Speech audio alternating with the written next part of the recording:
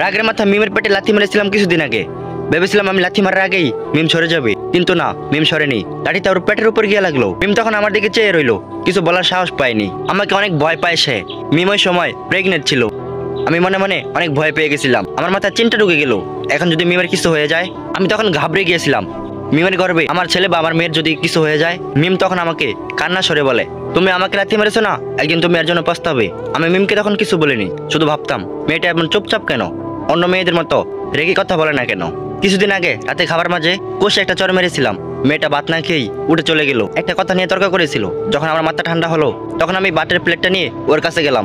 জিজ্ঞেস করলাম, তুমি ভাত না খেয়ে উঠে চলে আসলে কেন? মেয়েটা আমার কথার কোনো সারা শব্দ দিল না। তখন আমি ওর পাশে গিয়ে ওর মাথায় হাত বুলিয়ে বললাম, দেখো একটু একটু এমন হয়, তাই বলে কি তুমি ভাত খাবে না? এটা কিন্তু আমার একদম পছন্দ না। মিম তখন আমার কথার উত্তরে বলে, বাবা মার ঘর ছেড়ে আমি তোমার বাড়ি এসেছি তোমার সাথে সারা জীবন বাঁচবো বলে, আর সেইখানে তুমি কিনা আমায় কথায় কথায় মারো, তাহলে আমি কার কাছে যাব বলো?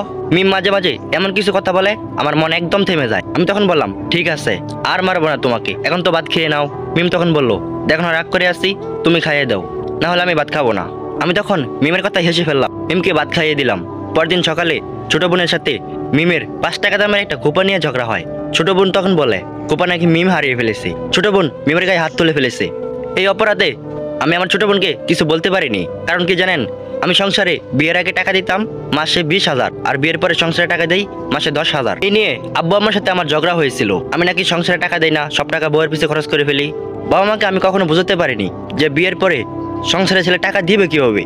ছেলের এখন বউ আছে, ছেলের এখন ভবিষ্যৎ আছে, আরো কত কি থাক, এইগুলো আপনাদের নাই বলি। মিম তখন আমার কাছে এসে বলল, দেখো আজ তোমার ছোট বোন আমার গায়ে হাত তুলে ফেলেছে, তাও তুমি কিছু বললে না, চুপচাপ রুমে চলে আসলে।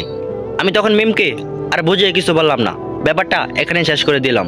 মিম মেয়েটা বুঝের মানুষ, হয়তো আমার কথা সে বুঝে, তাই সে আর দ্বিতীয়বার প্রতিবাদ করে না। কিছুদিন এভাবেই চলে গেল। একদিন মিম আমার কাছে 500 টাকা চেয়েছিল। আমি তখন বললাম, এখন আমার কাছে টাকা নাই, পরে এক সময় দিয়ে দিব। মিম তখন বলল, ঠিক আছে, টাকা লাগবে না। ভাবলাম মেয়েটা কোনোদিন আমার কাছে 500 টাকা আবদার করেনি, আজ কেন চেয়েছে। আমি মনে মনে মিমকে সন্দেহ করেছিলাম। অফিস থেকে এসে মিমকে বললাম, খাবার খাবো। মিম তখন বলল, বেড়ে নেও না, উঠতে পারতেছি না, নড়াচড়া করলে অনেক ব্যথা পাই। আমি তখন রাগে সরে বললাম, খাবার বেড়ে দিবা নাকি আমি এখান থেকে চলে যাব? মিম তখন বলল, আচ্ছা উঠতেছি, তুমি এখানে বসো। মেয়েটা কিছুক্ষণ পর তরকারি গরম করে আমায় ভাত বেড়ে দিল। খাবার খেয়ে দুজনেই ঘুমিয়ে পড়লাম। মধ্যরাতে ব্যথায় মিমের ঘুম ভেঙে যায়। মিম তখন আমাকে বলল, ওই ওঠো না, পাশের রুম থেকে একটা ব্যথার ওষুধ নিয়ে আসো। আমি বিরক্ত হয়ে বললাম, তুমি তো আনতে পারো, আমাকে ডাকছো কেন? তৃতীয়বার মিম আমাকে কিছু বললো না, নিজেই উঠে খেয়ে নিল। মিম তখন বলল, একদিন তুমি আমার জন্য খুব পস্তাবে, মনে রেখো। আমি তখন কিছু বললাম না। মিম তখন ঘুমিয়ে গেল। কয়েকদিন যাবার পর আমি কন্যা সন্তানের বাবা হলাম। নিজের স্ত্রীকে আর ফিরে পেলাম না, চলে গেল না ফেরার দেশে। আজ বড্ড একা বোধ হয়। মিমকে ছাড়া এক রাতও ঘুমাতে পারিনি, বাপ পাশের বিছানাটা খালি খালি লাগে। আজ আমি মিমের জন্য খুব পস্তাচ্ছি। ও বলেছিল একদিন খুব পস্তাবে আমার জন্য, ওর কথাটাই রয়ে গেল। মধ্যরাতে আমার ঘুম ভেঙে যায়, নিজেকে অনেক অসহায় মনে হয়। মিমকে আমি ফিরে পেতে চাই, চাইলেও আর পাবো না, সে আমার কাছ থেকে অনেক দূরে চলে গেছে।